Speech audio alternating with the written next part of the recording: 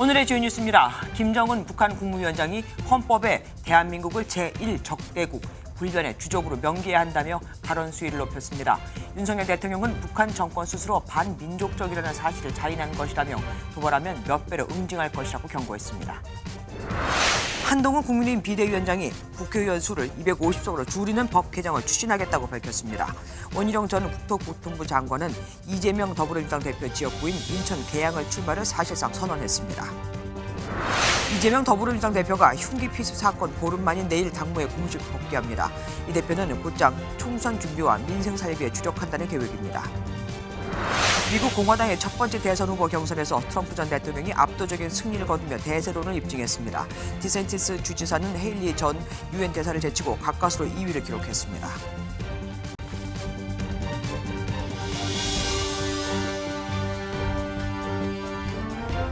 북한 김정은 위원장이 개정 헌법에 대한민국을 제1의 적대국, 불변의 주적으로 명기하도록 지시했습니다. 지난주 처음으로 대한민국을 주적이라고 밝힌 데 이어 이번엔 강화된 주적 개념을 아예 자신들의 헌법에까지 반영하겠다고 한 겁니다. 한반도에서 전쟁이 일어날 경우 대한민국을 완전히 점령해 자신들, 그러니까 공화국 영역에 편입시키겠다면서요.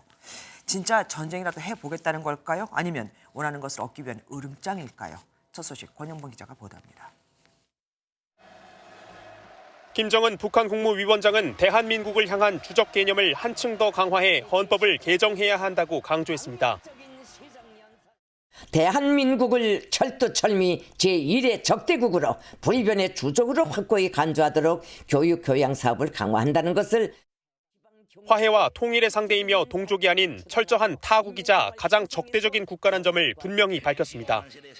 한반도 전쟁 시 대한민국을 완전히 점령하고 자신들의 영역에 편입시키는 문제까지 헌법에 반영해야 한다고 으름장도 놓았습니다. 전쟁은 대한민국이라는 실체를 끔찍하게 괴멸시키고 끝나게 만들 것입니다. 그리고 미국에는 상상해보지 못한 재앙과 패배를 안길 것입니다. 전쟁 분위기를 끌어올려 내부 결속을 강화하는 한편 대선을 앞둔 미국을 향한 대화의 의지가 담긴 것으로 풀이됩니다. 민족 관계를 폐기하고 한반도 문제를 정전협정 차원에서 북미 문제로 환원하는 이것이 북한에게는 더 유리하다고 판단했을 가능성이 있습니다. 다만 일방적으로 전쟁을 결행하진 않을 것이라고 언급한 만큼 실제 전면전으로 이어질 가능성은 크지 않을 것이란 분석도 나옵니다. MBN 뉴스 권용보입니다. 북한의 조치는 여기서 끝나지 않았습니다. 남북회담의 창구였던 조국평화통일위원회와 민족경제협력국 그리고 금강산 국제관광국 등 세 곳의 대남기구도 전격 폐지했습니다. 앞으로는 남북관계에서 대화도 교류도 없다는 일종의 선언입니다. 이어서 이기정 기자가 보도합니다. 지난 2018년 판문점에서 열린 남북 고위급 회담. 북측 대표 리선권 조국평화통일위원회 위원장이 남측 기자의 질문에 불쾌감을 드러냅니다. 엄중한 사태가 어디서 조성된 걸 보니 알면서도 나한테 그거 해소됐나 물어보면 되나. 앞으로 이런 질문은 무례한 질문으로 우리가 치부할 수 있습니다. 당시 리선권은 거친 언사를 서슴지 않는 대남 실세로 불렸습니다. 1961년 노동당 외곽단체로 만들어졌던 조평통은 김정은 시대인 2016년 정식 국가기구로 격상돼 통일부의 맞상대 역할을 했습니다. 하지만 2019년 하노이 북미 정상회담이 결렬된 이후 남북관계가 경색되면서 조평통은 사실상 활동이 중단됐습니다. 북한은 최고인민회의를 열어 남북 대화 창구였던 조평통을 비롯해 민족경제협력국, 금강산 국제관광국 등 대남기구를 공식 폐지했습니다. 우리 공화국의 민족 역사에서 통일, 화해, 동족이라는 개념 자체를 완전히 제거해 버려야 합니다. 남한과는 앞으로 대화도 교류도 하지 않겠다는 선언입니다.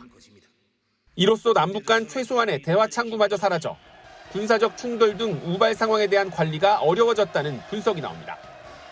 MBN 뉴스 이기종입니다. 북한에 잇따른 도발에 이번엔 윤석열 대통령이 직접 대응했습니다. 북한 정권 스스로가 반역사적인 집단이라는 사실을 자인한 것이라면서 협박은 더 이상 통하지 않는다고 한 겁니다. 또 도발 시에는 몇 배로 응징할 것이라고 경고했습니다. 전정인 기자입니다. 윤석열 대통령은 국무회의에서 북한의 이딴 도발을 대한민국을 균열시키기 위한 정치 도발 행위로 규정하고 도발하면 몇 배로 응징하겠다고 경고했습니다. 전쟁이냐 평화냐를 협박하는 북한의 위장 평화 전술은 더 이상 통하지 않는다고도 강조했습니다. 도발 위협에 굴복해서 얻는 가짜 평화는 우리 안보를 더 큰 위험에 빠뜨릴 뿐입니다. 또 윤 대통령은 김 위원장이 남북 관계를 적대적 두 국가라고 규정한 데 대해 북한 정권 스스로가 반민족적이고 반역사적 집단이라는 사실을 자인한 것이라고 비판했습니다.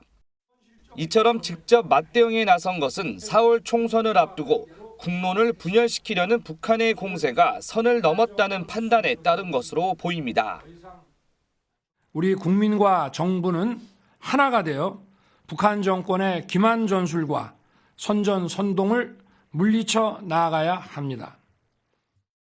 통일부는 북한이 적반하장식으로 남북관계 상황을 호도하고 있다고 지적했고 외교부는 한미일 북핵 수석 대표가 모레 서울에서 만나 대응 방안을 논의할 것이라고 밝혔습니다. 다만 윤 대통령은 북한 주민은 같은 민족이고 포용의 대상이라며 통일부에 북한 이탈 주민의 날 제정을 추진하라고 지시했습니다. MBN 뉴스 전정인입니다. 미국 전문가들은 동북아에서 핵 전쟁이 일어나지 않으리라는 법은 없다는 경고를 내놓고 있습니다. 실제로 북한이 그 어느 곳보다 많은 핵을 갖고 있을 것이라며 미국에 북한을 그대로 두지 말고 상황 관리를 좀 하라는 의미로 해석됩니다. 주진희 기자입니다. 미국 조지타운대 로버트 갈루치 명예교수의 지난 11일 기고글입니다. 올해 북미 외교가 가능한가라는 제목으로 시작해 2024년 동북아에서 핵전쟁이 일어나지 말라는 법이 없다고 지적하고 있습니다. 다양한 시나리오도 있습니다. 대만 해협 전쟁으로 북한이 중국을 도우려고 핵을 쓸 가능성, 북한군이 상부의 지시 없이 우발적으로 사용할 가능성 등을 지적한 겁니다. 북한의 도발적 발언을 단순한 레토릭으로 치부하지 말고 미국이 제재 완화와 인권 문제, 한미 연합 훈련을 테이블 위에 두고 외교를 시작해야 한다고 끝맺었습니다. 실제 북한에게 충분한 핵 능력이 있다는 언급도 나왔습니다. North Korea, Kim Jong-un, very smart, very tough, but he liked me and I got along really well with him and we were safe. We were going to have a war with them and they have a massive nuclear stockpile, possibly as big as anybody. 미국은 상황 관리에 들어간 것으로 보입니다. 김정은 국무위원장의 적대적 두 국가 언급에 대해 미 국무부는 미국은 북한에 어떤 적대적 의도도 없다는 입장을 밝혔습니다. 다만 남북 관계는 평화에 필수적인 만큼 대화 거부는 실망스럽다며 북한의 반복적인 안보리 결의 위반에 대해 동맹국들과 상의하겠다고 덧붙였습니다. MBN 뉴스 주진희입니다.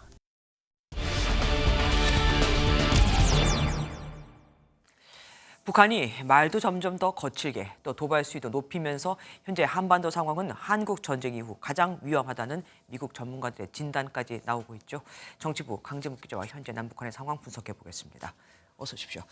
앞서 전해드린 기사를 보면 사실상 남북 관계가 끝난 거 아니냐는 우려가 나올 수밖에 없습니다. 네, 맞습니다. 남북 관계는 지난 1972년 7.4 남북 공동성명과 함께 시작됐습니다. 네. 이번에 북한이 조선평화통일위원회를 비롯한 이 대남기구를 정리했는데요.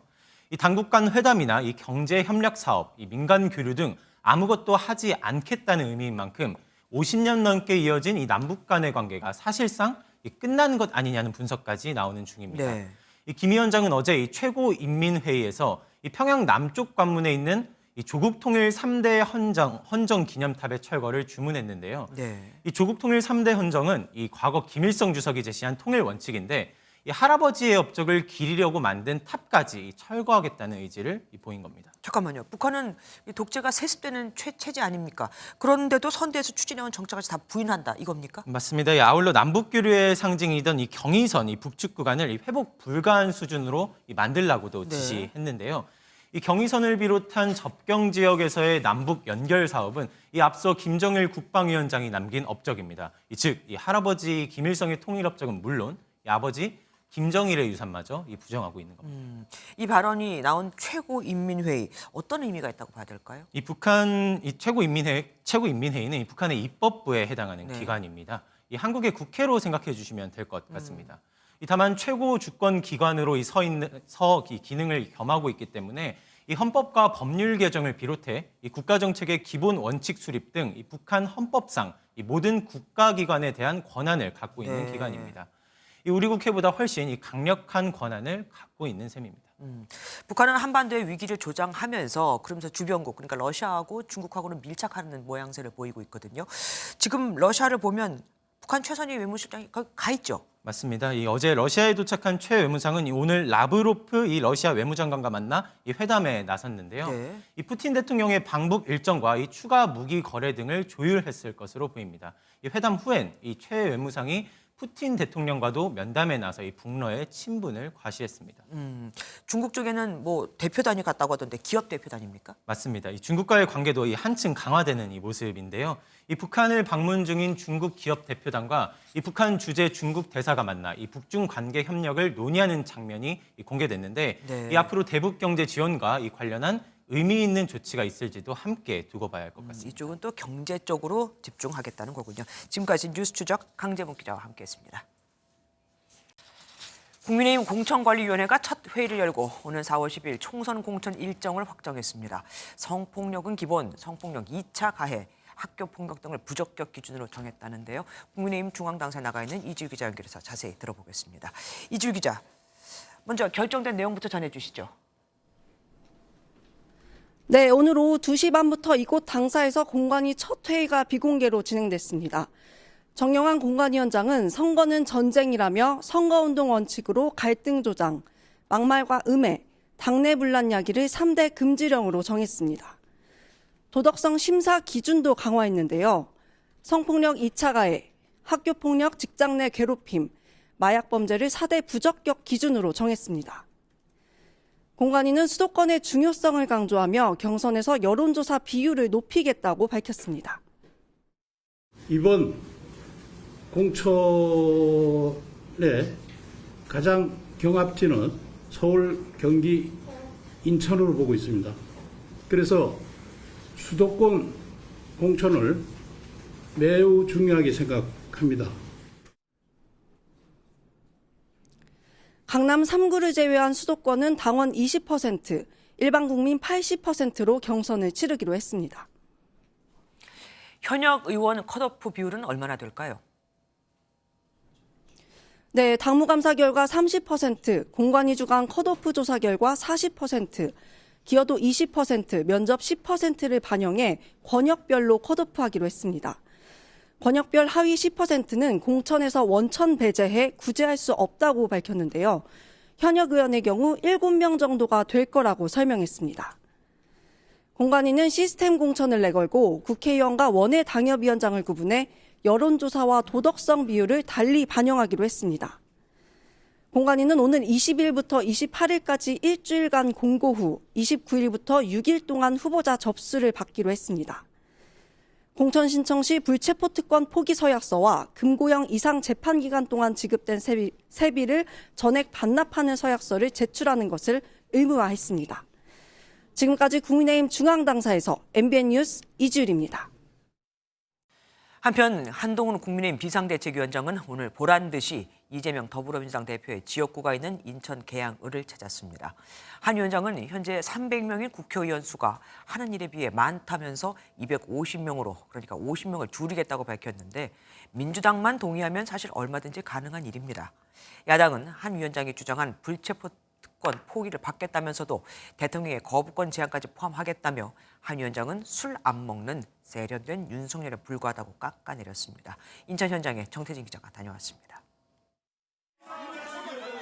지지자들에 둘러싸인 한동훈 위원장이 이번엔 이재명 대표의 지역구인 인천 계양을 찾았습니다.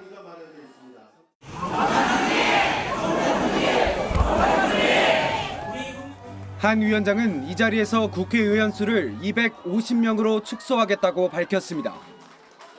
이번 총선에서 승리해서 국회의원 수를 300명에서 250명으로 줄이는 법 개정을 제일 먼저 발의하고 통과시키겠습니다. 더불어민주당에게 이번에도 반대할 것인지 묻겠습니다. 앞서 한 위원장은 국회의원 불체포 특권 포기와 금고형 이상 확정 시 재판 기간 세비 반납 등을 정치 개혁안으로 제시한 바 있습니다. 민주당은 개헌 카드로 맞받았습니다. 민주당은 불체포 특권 포기와 대통령 거부권을 제한하는 내용까지 포함해 개헌에 착수하겠다며 한 위원장이 대통령에 대해선 여전히 굴종적이라 비판했습니다. 대통령의 제2요구권을 제한하는 등과 관련한 헌법 개정 사항에 대해서도 저희는 준비하고 있고 술 안 먹는 세련된 윤석열에 불과하지 않느냐 이런. 한 위원장은 이런 민주당의 역제안에 구질구질하게 하지 말고 하기 싫으면 싫다고 하라며 맞받았습니다. 이곳 인천에서 신년 인사회를 마친 한동훈 위원장은 내일 마지막으로 서울을 찾아 2주간의 전국 광폭 순회 행보를 마무리합니다. MBN 뉴스 정태진입니다. 이재명 더불어민주당 대표 지역구에 등장한 인물은 한동훈 비대위원장 말고도 또 있습니다.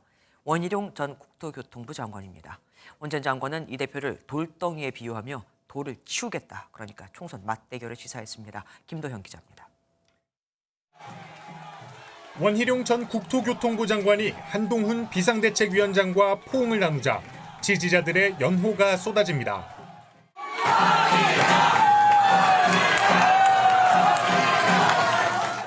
원 전 장관은 이 자리에서 이재명 더불어민주당 대표의 지역구인 인천 계양을 출마를 시사했습니다. 특히 이 대표를 돌덩이로 비유하며 직격했습니다. 대한민국이 앞으로 나가야 되는데 돌덩이 하나가 자기만 살려고 이 길을 가로막고 있습니다. 이 돌덩이가 누군지 여러분 아시죠? 제가 온몸으로 돌덩이를 치우겠습니다. 이어 자기가 살기 위한 방탄막이로 만들고 있는 야당의 책임자가 발을 디딘 곳이라면 그것을 치우러 어디든 가겠다고 강조했습니다. 한 위원장도 원 전 장관 지원 사격에 나섰습니다. 이재명 대표가 출마하는 곳에서 우리가 승리하는 것은 상징적인 의미가 있고 그 한석 이상의 의미가 있습니다. 원 전 장관이 국민의힘 험지로 꼽히는 인천 계양에 도전하는 배경은 대선 주자급으로 몸집을 키울 수 있다는 판단으로 풀이됩니다. 다만 원 전 장관은 이 대표가 계양을에 출마하지 않을 경우에 대해선 정치 상황을 미리 짐작하지 않겠다며 즉답을 피했습니다. MBN 뉴스 김도형입니다. 이재명 더불어민주당 대표는 피습 사건 보름 만이죠. 내일 당무에 복귀합니다. 민주당은 지금 탈당, 신당 창당, 공천 부적격 여부, 성희롱 논란 등으로 복잡합니다. 복귀 후 처음으로 어떤 메시지를 낼지 그래서 관심이 더 쏠립니다. 서영수 기자입니다. 이재명 민주당 대표가 내일 오전 최고위원회 주재를 시작으로 당무에 공식 복귀합니다. 부산에서 60대 남성에게 흉기로 습격당한 지 보름 만입니다. 현재 건강을 많이 회복한 것으로 알려진 이 대표는 당무 복귀와 함께 80여일 앞으로 다가온 총선 준비에 속도를 낼 계획입니다. 이재명 대표는 이어서 인재 환영식을 주재하고요. 총선 준비와 민생 살리기에 박차를 가할 예정입니다. 이 대표가 치료에 집중하는 동안 국민의힘 한동훈 비대위원장은 전국 순회 일정을 소화한 반면 민주당 내에선 비명계 탈당과 공천 잡음이 잇따랐습니다. 회복 중에도 친명으로 분류되는 현근택 민주연구원 부원장의 성희롱 의혹 관련 윤리감찰단 조사를 지시하는 등 주요 당무에 대한 의사결정은 내렸지만 더는 복귀가 늦어져선 안 된다는 판단이 깔린 걸로 보입니다. 이 대표 복귀를 앞두고 현 부원장은 SNS를 통해 당과 국민들께 심려를 끼쳐드려 죄송하다며 총선 불출마를 선언했습니다. 그동안 침묵을 지켜왔던 이 대표는 복귀 후 첫 메시지를 통해 우선 당내 분열 차단에 집중할 것으로 보입니다. MBN 뉴스 서영수입니다. 범야권에서 준연동형 비례대표직을 얻기 위해 비례연합정당을 만들겠다며 민주당에 손을 내밀었죠. 조국 전 장관 측과도 손을 잡을 수 있다면서요. 국민의힘이 의석수를 늘리려는 꼼수에 불과하다며 강도 높게 비판했습니다. 그런데 여당은 이처럼 명확하게 각을 세우는 반면 과반 의석으로 사실상 선거제 개편에 키를 쥐고 있는 더불어민주당은 명확한 입장을 내놓지 못하고 있습니다. 받아들이자니 또 위성 정당을 만든다는 비판을 받을 수 있고 안 받아들이자니 선거에 질까 두렵고 셈법이 복잡한 겁니다. 이병주 기자입니다. 기본소득당 등 야권 군소정당이 더불어민주당을 비롯한 범민주 진보 진영의 비례연합정당 결성을 제안한 것을 두고 국민의힘이 날을 세웠습니다. 결국 선거가 끝나면 갈라질 운명으로 야합을 통해 의석수를 늘리려는 꼼수에 불과하다는 지적입니다. 선거판이 무슨 야바이판도 아니고 위성이라는 게 이게 말이 되는 이야기입니까? 무슨 페이퍼 컴퍼니도 아니고요. 특히 위성정당 자체가 난립할 수 없도록 병립형 비례제로 되돌아가야 한다는 게 당의 일관된 입장이라고도 강조했습니다. 비례연합정당을 제안한 용해인 의원은 발끈했습니다. 21대 총선에 적용됐던 연동형 비례제를 4년 만인 이제 와서 복잡하다는 이유로 다시 바꾸자는 주장이야말로 국민의힘에 유리한 정치적 셈법이 들어간 것이라고 의심했습니다. 거짓말도 100번 말하면 진실이 된다는 괴벨스의 후예들인가라는 의심이 들 지경입니다. 명확한 당론이 도출되지 않은 가운데 민주당은 여당과의 협상에서 끝내 합의가 불발될 경우 비례연합정당과의 연계 가능성을 시사한 바 있습니다. 여야 모두 선거제 협상을 조속히 마무리해 총선 혼란을 줄이겠다고 말하지만 비례대표제를 놓고는 한치의 양보도 하지 않고 있어 막판까지 수싸움이 계속될 것으로 보입니다. MBN 뉴스 이병주입니다. 이낙연 전 더불어민주당 대표가 이끄는 신당 새로운 미래는 창당 발기인 대회를 열고 본격적인 창당 작업에 들어갔습니다. 이 자리에는 각자 신당을 이끌고 있는 이준석, 양향자, 조응천, 김종민 등 이른바 빅텐트가 모두 참석했는데 이제 모두 신당의 골격을 어느 정도 갖춘 만큼 빅텐트 논의에도 속도가 붙을까요? 표선우 기자의 뉴스 보시고 뉴스 추적으로 이어가겠습니다. 지지자들의 환호 속 단상에 선 이낙연 전 민주당 대표는 미래를 강조했습니다. 뒤돌아보지 맙시다. 앞만 보고 갑시다. 우리는 과거와 싸울 것이 아니라 미래와 싸워야 합니다. 윤석열 정권과 거대 양당 정치를 타파하고 연동형 비례제 채택으로 새로운 정치 질서를 만들겠다고도 공언했습니다. 이 전 대표는 인재위원장을 맡기로 했고 공동 창당준비위원장엔 이석현 전 국회 부의장 등 3명이 선출됐습니다. 창당에 참여한 발기인은 총 3만 38명으로 집계됐습니다. 제3지대에서 연대를 모색하는 개혁신당 이준석 전 국민의힘 대표와 한국의 희망 양향자 대표, 새로운 선택 금태섭 대표, 미래대연합의 조응천, 김종민 공동창당준비위원장도 참석해 손을 맞잡기도 했습니다. 이준석 전 대표는 공통점을 찾자며 국민을 위해 모두 복무하자고 소리 높였습니다. 공통점을 찾자면은 아마 대한민국의 위기가 무엇인지에 대해서 합의하는 것부터 시작할 수 있다고 저는 생각합니다. 이런 가운데 개혁신당은 주황색을 당 정체성을 나타내는 색깔로 확정했습니다. MBN 뉴스 표선우입니다. 제3지대 굵직한 세력들이 각자 신당의 골격을 갖추면서 이제 관심은 제3지대 빅텐트 성사 여부에 쏠립니다. 이호정 기자와 뉴스 추적해보겠습니다. 어서 오십시오. 오늘도 제3지대 핵심 인물들이 한자리에 또 모였습니다. 예, 맞습니다. 최근 창당 발기인 대회가 열릴 때마다 이 제3지대 인사들이 한데 모이고 있죠. 오늘도 마찬가지였습니다. 이 새로운 미래 발기인 대회에 5개 신당 세력이 한 곳에 모였는데 이 제3지대 빅텐트 반드시 성공할 거란 목소리도 나왔습니다. 서로 생각도 다르고 살아온 경로도 다르고 서로 주도권 싸움하고 다투다가 주저앉을 거라고 합니다. 저는 절대 그러지 않을 거라고 생각합니다. 지금 뭐 제3지대가 여러 개 있습니다만 이 중에서도 특히 낙준연대가 가능할지가 관심 아닙니까? 그런데 온도차가 있더라고요. 예, 오늘 공개된 두 사람의 대담에서도 미묘한 온도차가 느껴졌는데요. 이 힘을 합할 의향이 있냐를 묻는 말에 이 두 사람이 어떻게 답변했는지는 직접 들어보시죠. 당연히 저희들의 고려 사항 중에 중요한 부분이죠. 그런 걸 포함해서 협력 방안을 모색할 것입니다. 저는 그 모든 것은 저희가 시민들과 국민들의 반응을 살피면서 저희가 움직여야 될 것이다 이렇게 봅니다.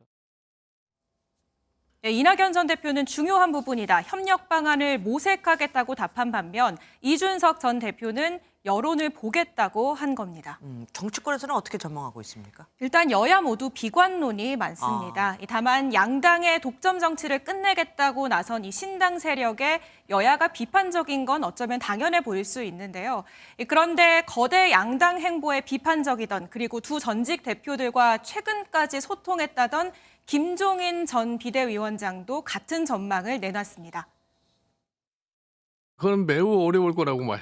개인적인 정치적인 목적이 다를 수밖에 없기 때문에 그게 그렇게 쉽게 용해가 되지 않습니다. 그래도 이 비관론을 뒤집고 통합을 한다면 시점은 언제가 될까요? 시점을 두고도 사실 말이 엇갈렸었잖아요. 네, 맞습니다. 미래대연합이 설 전에 단일 정당을 띄우는 게 목표라고 하자 이준석 개혁신당 위원장은 너무 빠르다고 했죠. 이 위원장의 이런 속도 조절은 국민의힘 내부 의원들을 향해 던진 메시지라는 해석도 나옵니다. 이런 이낙연 전 대표와 너무 빨리 손을 잡으면 여당 현역들의 개혁신당 합류가 더 어려워질 수 있다는 겁니다. 네. 또 국민의힘의 공천 결과에 따라 이 개혁신당으로 합류하는 의원 수가 많아지면 이준석 전 대표가 합당 대신 이 선명한 보수 정당의 길을 선택할 여지도 남아 있습니다. 그러니까 공천 상황을 지켜본 뒤에 결정하겠다는 거네요. 그러면 뭐 빅데이터 결론도 그만큼 뒤로 미뤄지겠네요. 지금까지 유호정 기자와 함께했습니다.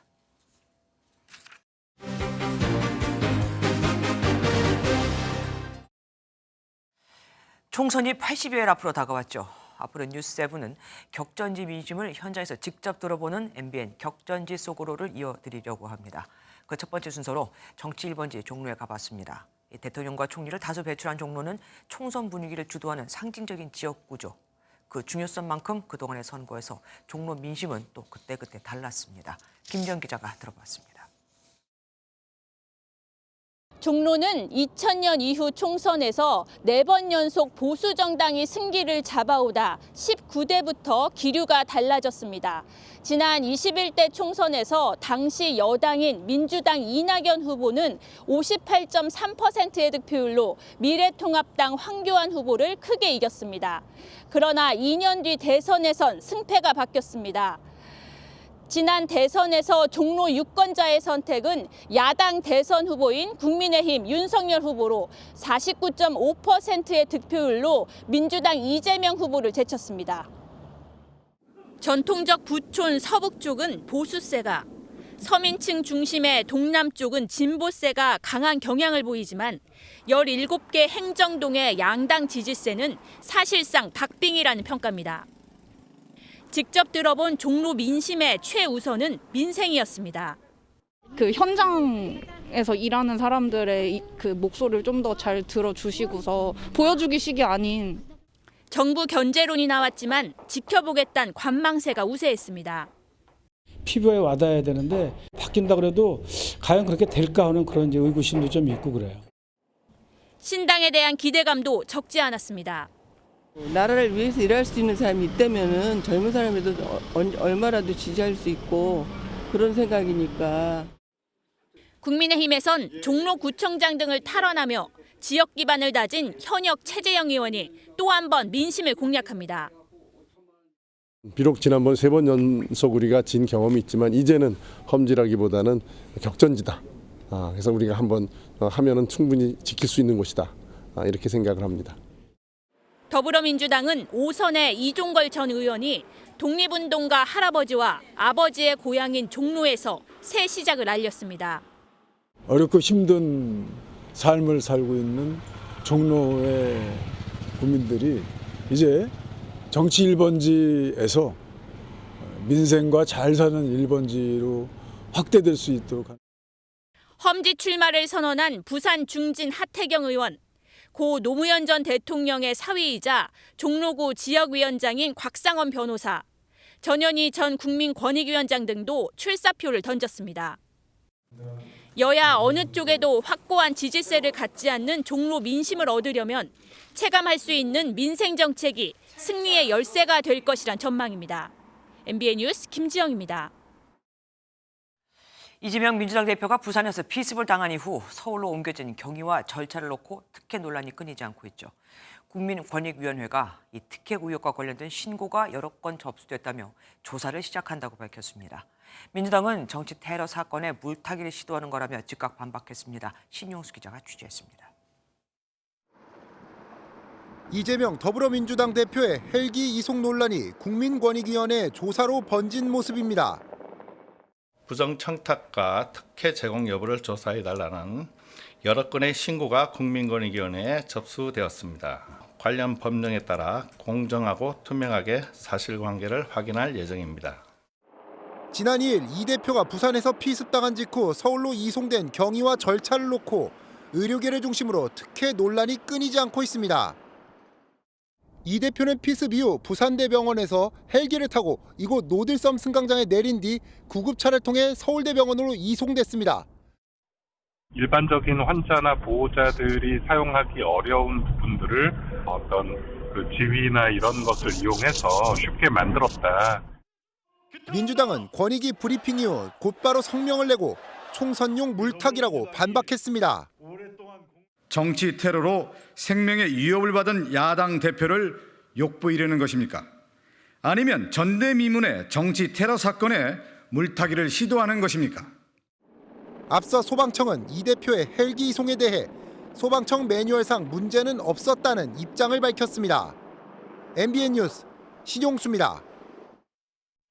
더불어민주당 윤관석 의원이 송영길 전 대표 앞에 돈봉투를 올려놓고 잘 전달하겠다는 취지로 말했다. 돈봉투 살포 의혹으로 수사를 받고 있는 송 전 대표의 공소장에 적힌 내용입니다. 또한 송 전 대표가 기업들의 민원을 해결해주면서 외곽 조직을 통해 불법 정치자금을 받은 내용도 상세하게 담겼는데 여기엔 원전 관련 기업인으로부터 민원과 함께 돈을 받았다는 것도 포함이 됐습니다. 당시는 문재인 대통령이 탈원전을 추진하고 있을 때죠. 이혁재 기자입니다. 송영길 전 더불어민주당 대표는 당대표 선거를 앞두고 의원들에게 돈봉투를 살포한 혐의 등으로 구속 상태에서 재판에 넘겨졌습니다. 검찰은 기소 당시 송 전 대표가 돈봉투가 살포되는 과정에 직접 관여했다고 설명했는데 공소장에 구체적인 내용이 담겼습니다. 공소장에 따르면 돈봉투가 살포된 날 송 전 대표는 윤관석 의원이 가져온 돈봉투 10개가 담긴 종이봉투를 책상 위에 올려놓은 채 윤 의원으로부터 의원들에게 잘 전달하겠다는 이야기를 들었습니다. 송 전 대표는 강래구 전 한국수자원공사 상임감사위원이 지역 본부장 등에게 금품을 나눠준 사실을 보고받고 칭찬했다는 내용도 적시됐습니다. 송 전 대표가 외곽 조직인 평화와 먹고 사는 문제 연구소를 통해 불법 정치자금을 수수한 경위도 공소장에 자세히 담겼습니다. 검찰은 송 전 대표가 국토교통부 전관 출신 인물을 기업인에게 소개해 민원을 해결해주고 4천만 원을 먹사연 계좌로 받은 사례 등을 공소장에 언급했습니다. 기업인들의 민원을 해결한 뒤 후원금 형식으로 불법 정치자금을 수수했다고 판단한 겁니다. 송 전 대표 측은 검찰이 확보한 진술의 신빙성을 믿기 어렵다며 법정에서 신문을 통해 진실을 규명하겠다고 밝혔습니다. 또 기업인들에게 민원을 받은 적이 없고 정책연구기관인 먹사연은 후원금으로 운영하는 게 당연하다고 반박했습니다. MBN 뉴스 이혁재입니다.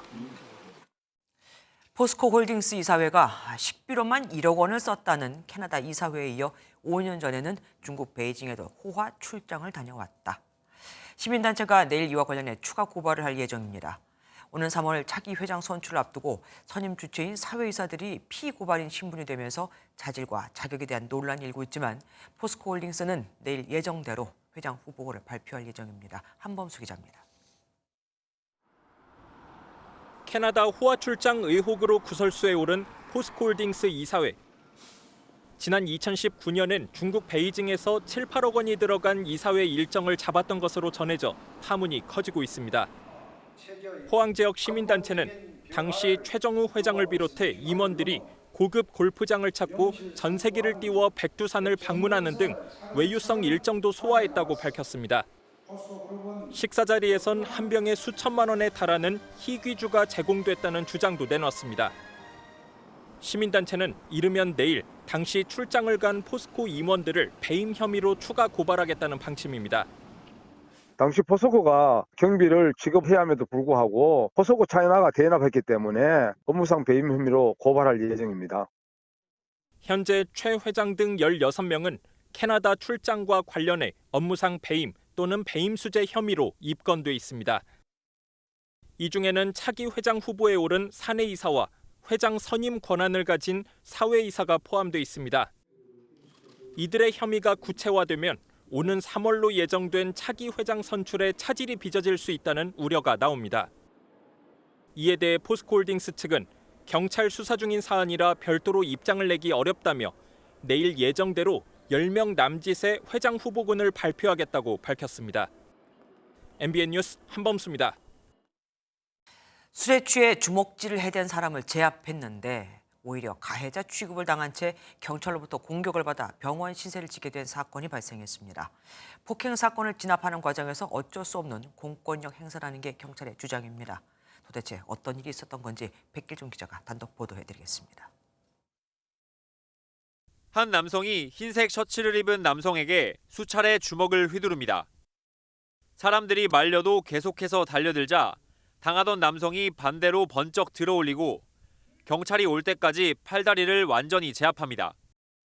지난 12일 서울 강남의 한 술집에서 30대 남성 A씨는 일면식도 없는 B씨가 자신의 지인에게 신체 접촉을 시도하자 실랑이 끝에 몸싸움을 벌였습니다. 잠시 뒤 신고를 받고 출동한 경찰관 5명이 A씨를 제지해보지만 여의치 않아 결국 충돌했습니다.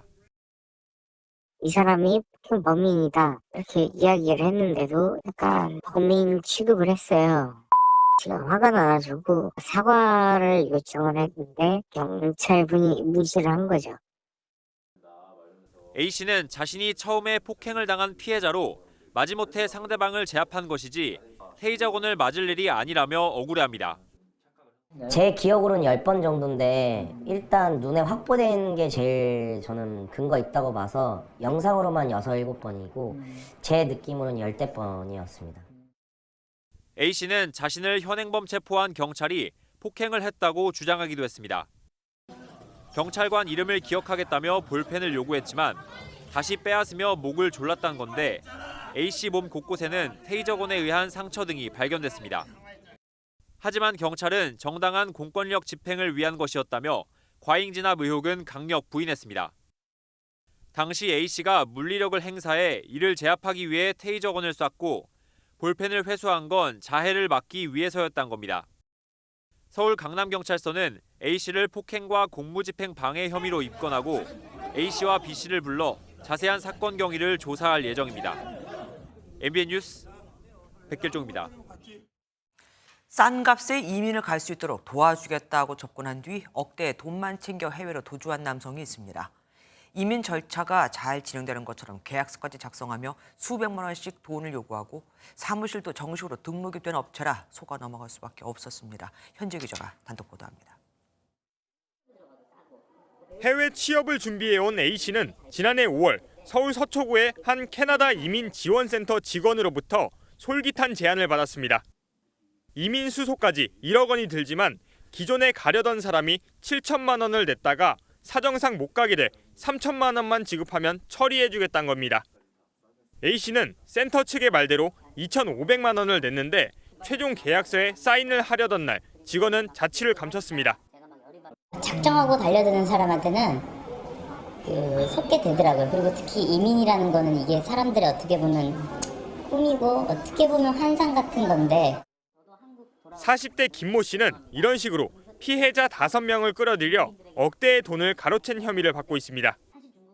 영주권 획득까지 5단계의 이민 수속을 밟는다며 그때마다 수백만 원을 요구했는데 피해자들은 유창한 언변에 깜빡 속아 넘어갔습니다. 경찰에 따르면 김 씨는 필리핀으로 도주한 것으로 확인됐는데 센터 측도 사무실을 옮긴 것으로 전해졌습니다. 서울 도봉경찰서는 필리핀 현지 경찰에 국제공조를 요청하고 신병 확보에 주력한다는 방침입니다. MBN 뉴스 현지호입니다. 영생의 상징으로 여겨져 사랑받는 사슴이 공포의 대상이 된 곳이 있습니다. 방치된 사슴이 30년간 번식을 반복해 개체수가 너무나 늘었지만 이 사슴은 법적으로 사냥도 못하게 돼 있어 주민들의 고통이 말이 아니었는데 30년 만에 드디어 해법을 찾았다고 합니다. 김민수 기자가 보도합니다. 칠흑 같은 밤이 되면 안마도에 사슴의 시간이 찾아옵니다. 낮에는 사람의 눈을 피해 숨어 있다가 민가 근처까지 내려옵니다. 1980년대 중반 축산업자가 녹용 채취 목적으로 데려온 10마리가 수백 마리로 불어난 것으로 추정됩니다. 안마도 수재지인 전남 영광군 나골면 인구 400여 명을 훌쩍 뛰어넘었습니다. 사슴 군단이 휩쓴 마을은 밭이며 야산까지 쑥대밭이 됩니다. 뿔갈이를 하는 사슴이 조상 묘지까지 파헤쳐 놓는 통에 안마도 주민들의 생고생은 이만저만이 아닙니다. 사슴을 막으려고 쳐놓은 철조망도 형편없이 찢겨나가 아무 소용이 없습니다. 보시면 다 이제 울타리에 서져 있죠. 집 다 보면 이게 다 이제 사슴 넘어오지 말라고 막아놓은 거고요. 지금 이제 이게 숱하게 민원이 제기됐지만 환경부와 농림축산식품부는 사슴을 가축으로 볼 것인지 야생동물로 볼 것인지 따지느라 30여 년을 허비했습니다. 결국 국민권익위원회는 지난 8월 전원회의를 통해 안마도 사슴을 가축이자 야생동물로 볼 수 있다며 제도 개선을 권고했습니다. 이에 따라 농림부는 축산업자가 가축을 처분할 의무를 갖고 유기하면 처벌받을 법적 근거를 마련할 계획입니다. 환경부는 사슴에 대해 법정관리 대상 야생동물로 지정하기 위한 조사에 착수했습니다. 그간 관계기관 간의 입장 차이로 인해 장기간 사각지대에 놓여 있었는데 이번 민원을 계기로 체계적인 대응책을 마련하고 제도 개선을 하는 것은 큰 의미가 있다고 하겠습니다. 일부 섬지역 피해를 일으켜온 들깨나 길고양이는 반려동물인 만큼 안마도 사슴 사례가 해법이 될 수는 없다고 권익위는 덧붙였습니다. MBN 뉴스 김민수입니다. 경복궁 담장이 스프레이 낙서로 훼손돼 국민적 공분을 샀는데 사실 문화유산에 적힌 낙서 아닌 낙서는 이뿐만이 아닙니다. 유네스코 세계유산도시로 선정된 충남 부여엔 백제가 나당 연합군에 의해 멸망할 때 궁녀 3천 명이 강에 뛰어들었다는 낙화암이 있죠. 궁녀들을 꽃에 비유하며 꽃이 떨어진 바위란 뜻으로 낙화암이라는 이름이 붙은 건데 여기에도 문제가 있습니다. 그것도 10년째요. 강세훈 기자가 취재했습니다. 수많은 백제 유적이 산재해 있는 부서산입니다. 산 중앙에는 백제가 멸망한 1300년 전 삼천 궁녀가 뛰어내렸다는 낙화암이 있습니다. 절벽에는 조선 후기 우암 송시열 선생이 쓴 낙화암 글씨가 있는데 붉은색 페인트가 칠해져 있습니다. 제 뒤로 보이는 곳이 백마강입니다. 낙화암 글씨를 정면에서 잘 보려면 이 유람선을 타야 하는데요. 유람선 업체가 글씨에 빨간색 페인트를 칠한 거였습니다. 유람선 교통 손님들이 이제 거기에 낙화암이라는 글씨가 써 있는 걸 아시니까 어디에 있냐고 자꾸 여쭤보시거든요. 잘 보이게 하기 위해서? 네. 낙화암에 페인트가 칠해진 사실이 확인된 건 10년 전입니다. 부여구는 당시 문화재청과 의논해 복원하겠다고 했지만 예산도 없이 신용만 냈습니다. 그때 한번 또 나와 지우다가 좀 포기하고 간 것 같아요. 지운다고 뭐 했긴 했었거든. 10년이 지난 지금은 일 떠넘기기에 바쁩니다. 처리는 사적관리소 업무예요. 문화재 보수나 뭐 이런 쪽이지. 저희가 사적지를 관리하는 부서는 맞아요. 근데 군에서 어떤 조직면에서 보면 문화재과죠. 업체의 상업적인 목적과 관계기관의 무관심에 소중한 문화유산이 제 모습을 잃어가고 있습니다. MBN 뉴스 강세훈입니다. 새 집에 입주했는데 만지지도 않은 방충망이 통째로 추락하고 있는 아파트가 있습니다. 왜 추락하고 있는이라고 했냐고요? 같은 단지에서만 무려 10곳이 넘게 이런 아찔한 일이 벌어지고 있어서 또 어디서 언제 떨어질지 모르거든요. 입주민들은 시공사의 불법 다단계 하도급 공사가 원인이라고 주장합니다. 윤규란 기자가 보도합니다. 입주가 진행 중인 2,800세대 규모 재개발 아파트 단지입니다. 건물 앞 바닥에 사람 키보다도 큰 방충망이 놓였습니다. 입주도 안 한 12층 집 방충망이 떨어진 건데 밑에 사람이 있었으면 큰 사고가 날 뻔했습니다. 꼭대기가 38층이나 되는 이 아파트에서 방충망이 떨어진 건 한두 번이 아닙니다. 아직 입주 기간이 끝나지도 않았는데 주민들이 파악한 방충망 추락은 벌써 10건이 넘습니다. 주민들은 언제 어디에서 또 방충망이 떨어지는 게 아닐지 불안하기만 합니다. 사설에 불러서 방충망 교체를 했고요. 다른 집에서 떨어질까 봐 무서워서 지하로 다니고 있어요. 세대 곳곳에선 창문이 닫히지 않거나 방충망을 손으로 누르면 쉽게 구멍이 뚫립니다. 눌러봐요. 하나, 둘. 주민들은 불법 다단계 하도급이 부실 공사의 원인이라고 주장합니다. 재개발 조합이 지급한 창호 공사비는 285억 원이지만 시공사에선 다른 업체의 절반에 가까운 금액으로 하도급했고 이 업체마저 또 다른 업체에 재하도급한 걸로 파악됐습니다. 보수에 나선 시공사 측은 하청업체 탓만합니다. 시공사업단에서 창호가 하시고 계약한지 모르고 지금 일을 시킨 거예요? 저는 왠지좀 모르니까 좀 미안합니다. 동일한 제품만 바꿔 끼우면 추락 사고가 또 일어날 거라며 입주민들은 창호의 전면 재시공을 요구하고 있습니다. MBN 뉴스 윤기란입니다. 부산항에 정박 중인 화물선에서 코카인으로 추정되는 마약 100kg이 발견됐습니다. 무려 330만 명이 동시에 투약할 수 있는 양인데 화물선 겉에 그 바닥 쪽에 꼭꼭 숨겨져 있었습니다. 박상훈 기자가 보도합니다. 산소통을 맨 해경이 바다로 뛰어듭니다. 부산항에 정박한 화물선으로 헤엄쳐 가더니 곧장 물속으로 들어갑니다. 배 밑을 수색한 끝에 냉각수 구멍에서 검은색 가방을 찾아내 물 위로 건져 올립니다. 무게가 만만치 않아 인양도 쉽지 않습니다.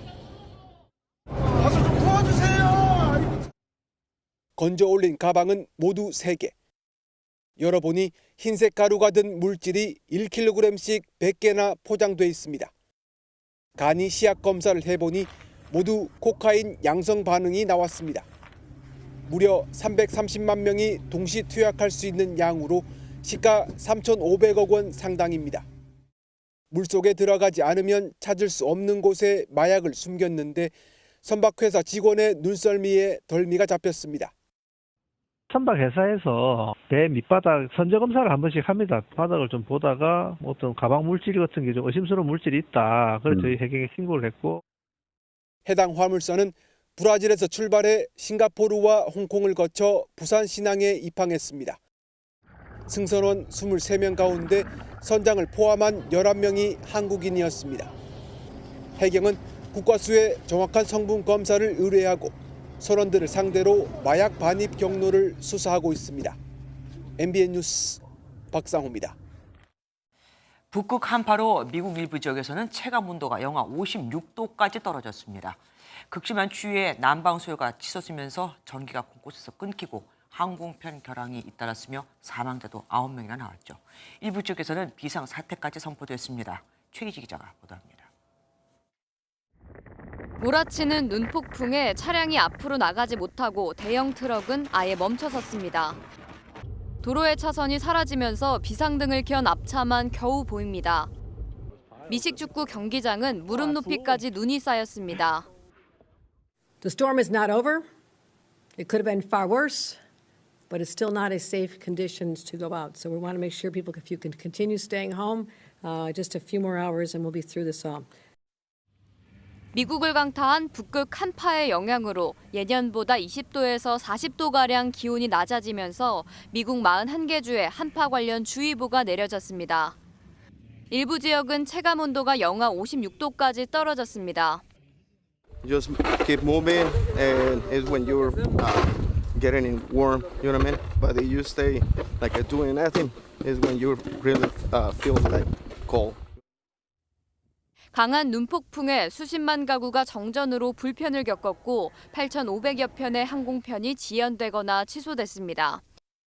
저체온증과 눈길 교통사고로 사망자도 최소 9명 발생했습니다.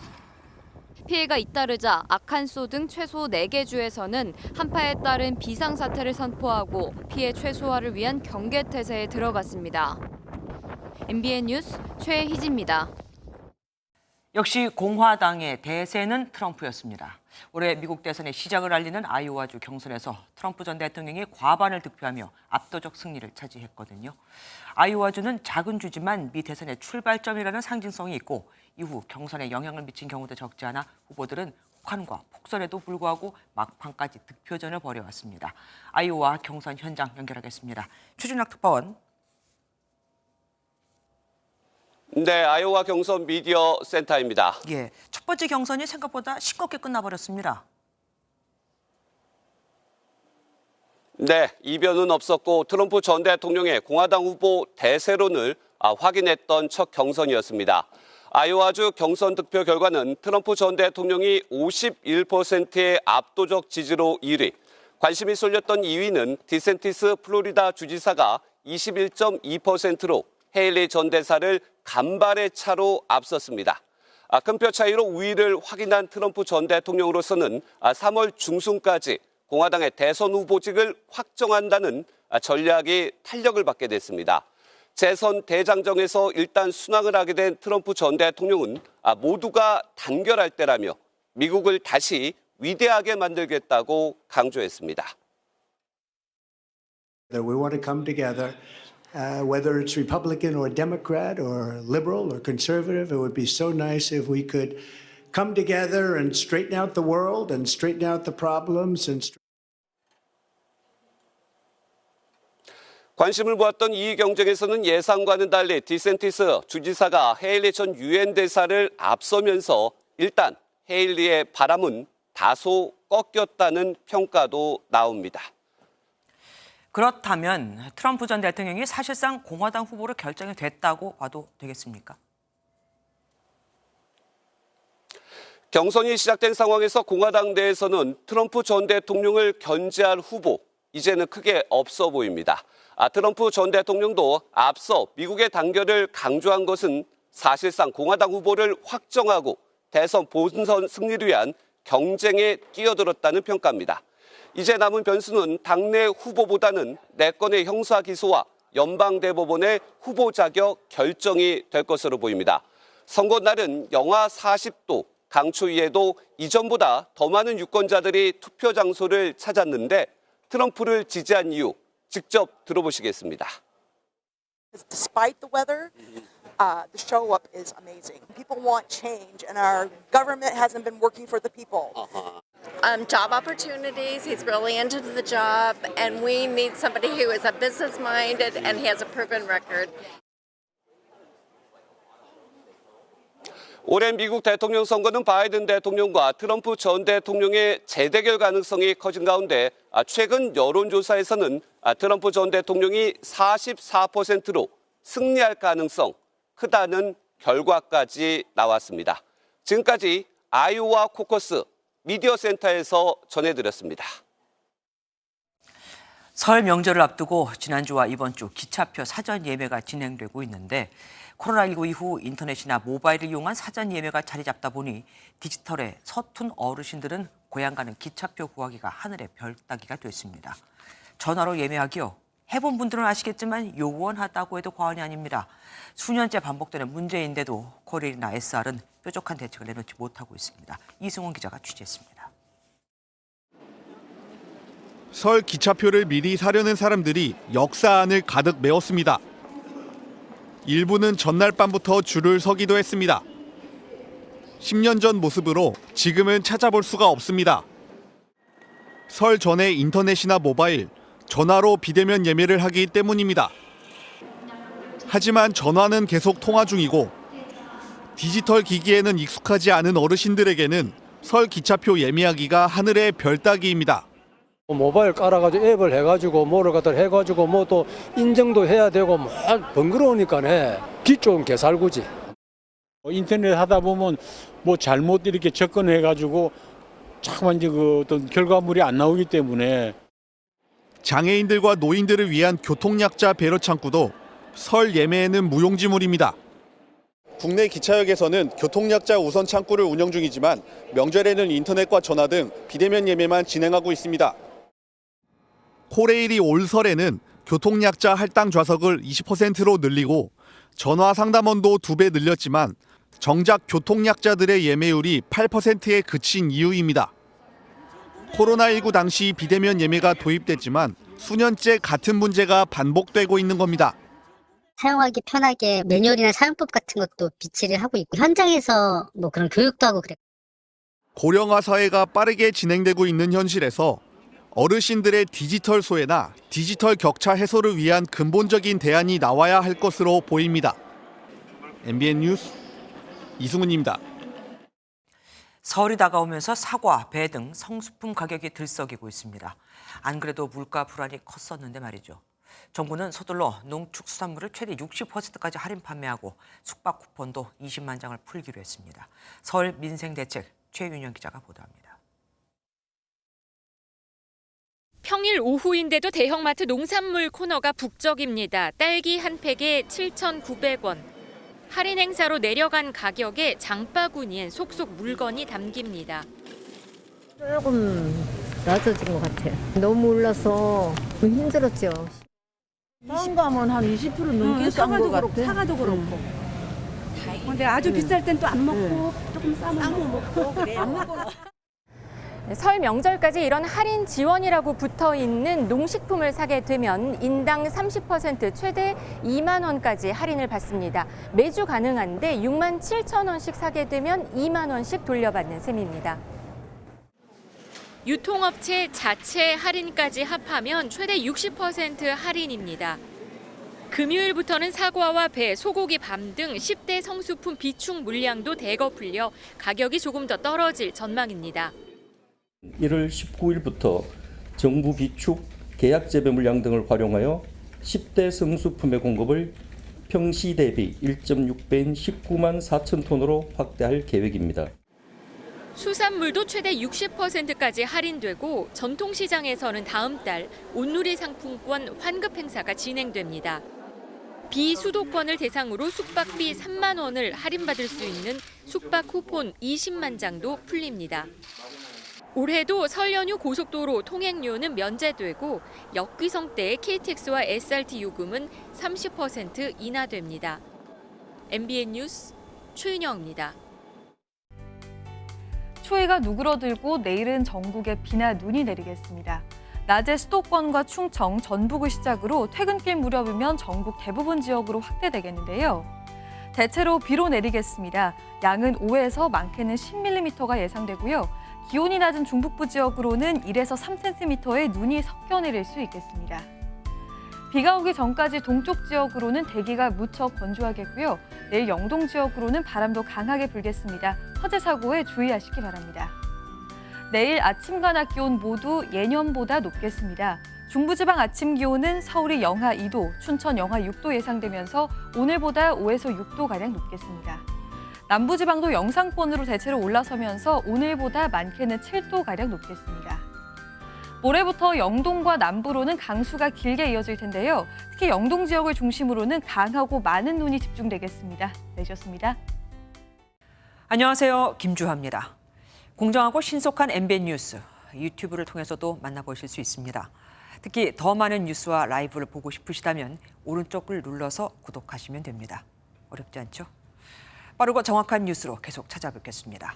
MBN 뉴스를 시청해 주신 여러분 고맙습니다.